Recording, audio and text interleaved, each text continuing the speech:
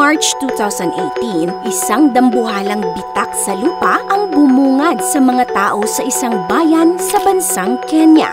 Ang pinakamalalim na parte nito ay umabot sa 15 meters at lapad na halos 20 meters. Mas malapad pa ng almost 5 meters kumpara sa isang standard basketball court. Malayo ang inabot ng bitak, kaya maraming mga kabahayan at mga farms ang nasira. May mga bahay na nakatayo pa, ngunit napilitan ang mga residenteng i-demolish na lang dahil sa mga cracks na lumitaw sa kanilang bakuran. At wala silang magawa kundi lumikas at lumipat na lang sa ibang bayan. Nasira din ang konkretong kalsadang ito. Noong 2005 ay nagkaroon din ng napakahabang bitak sa lupa sa Ethiopia na umabot ng 60 kilometers. Ito'y matapos na lumindol ng sunod-sunod at ang bitak na ito ay patuloy na lumalaki taon-taon. At alam nyo ba, ang mga cracks na lumitaw sa Ethiopia at Kenya ay hindi ordinaryong mga bitak lamang. Bakit? Dahil ito ay posibleng babago sa hugis at mapa ng Africa. Sinasabi kasing simula na daw ito ng pagkahati ng Africa sa dalawang kontinente. The continent of Africa splitting into two. It's being predicted now. Scientists, for the most part, agree that the continent is splitting in two. Ayon sa pag-aaral ng mga geologists, mabibiyak at hihiwalay ang lupaing mula sa Gulf of Aden hanggang sa Mozambique. At ang mga bansang ito ay hihiwalay sa mainland Africa at magiging isang bagong kontinente. Sa pagkahati nito ay mabubuo ang bagong karagatan na magiging pang-anim na karagatan sa mundo. Ano ang dahilan bakit kaya nahahati sa dalawang kontinente ang Africa? Ang upper portion ng Earth ay may matigas na layer na tinatawag na lithosphere, kung saan kasama na dito ang upper portion ng mantle at ang crust kung saan tayo nakatira.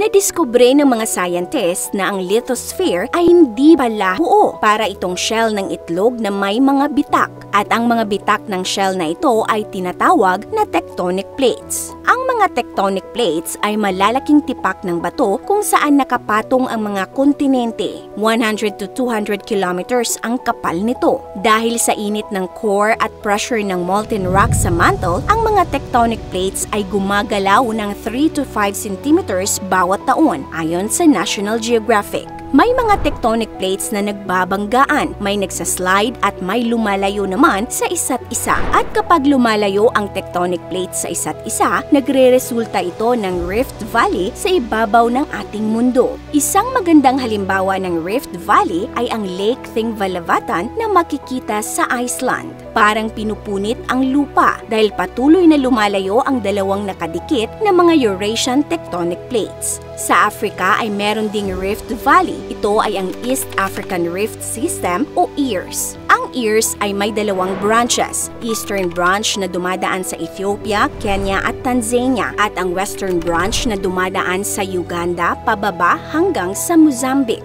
Ang EARS daw ay nabuo 22 milyong taon na ang nakalilipas. Ang rift daw na ito ay patuloy na lumalaki dahil sa dalawang tectonic plates na gumagalaw papalayo sa isa't isa. Ito ay ang African plates o Nobian plates at ang Somali plates. Hindi pa tiyak kung saan banda talaga mahati ang Africa, sa East ba o sa West branch ng EARS. Kung sakaling sa West Branch ito mahahati, ay mabubuo ang isang bagong kontinente na kinabibilangan ng mga bansang Somalia, Kenya, Uganda, Tanzania, kalahati ng Ethiopia at iba pang African countries. Mabubuo din ang isang ocean basin na katulad ng sa Red Sea. At kalaunan ay maaari pang mas lumaki ito para maging isang maliit na version ng Atlantic Ocean. Ngunit ang tanong, kailan kaya ito mangyayari? 5 years? 10 years from now? Well, kasalukuyang nangyayari na ito ngayon. Ngunit sa sobrang bagal ng paggalaw ng mga tectonic plates, ay wala na tayo dito sa mundo bago tuluyang mahati ang Africa. Maaaring aabutin pa daw ito ng hindi bababa sa 5 milyong taon mula ngayon. Matagal nang alam ng mga geologists na mahahati ang Africa at nito ngang nakalipas na dekada, tila naging aktibo ang East African Rift System na indikasyon ng pagpapatotoo sa prediksyon ng mga siyentipiko. At yun nga, ang ebidensya ng paggalaw nito ay naobserbahan sa paglitaw ng mga malalaking cracks noong 2005 sa Ethiopia at 2018 sa Kenya at ang mga pagbitak ng lupa na ito ay nangyari doon sa rehiyon kung saan nandoon ang boundary ng dalawang tectonic plates. Pero ayon naman sa geologist na si David Adede, ang pagbitak ng lupa sa Kenya noong 2018 ay posibleng hindi dahil sa paggalaw ng tectonic plates, kundi dahil ito sa soil erosion dahil natuklasan ito matapos ang isang malakas na ulan. Soil erosion man ang dahilan o hindi, malaki pa rin ang paniniwala ng mga eksperto na darating ang panahon na ang Africa ay mahahati sa dalawang kontinente. Mga kaasam, kung nagustuhan niyo po ang content natin ngayon, mag-comment po kayo ng big yes. This is your Ate O from Our Republic. Hanggang sa muli and stay awesome!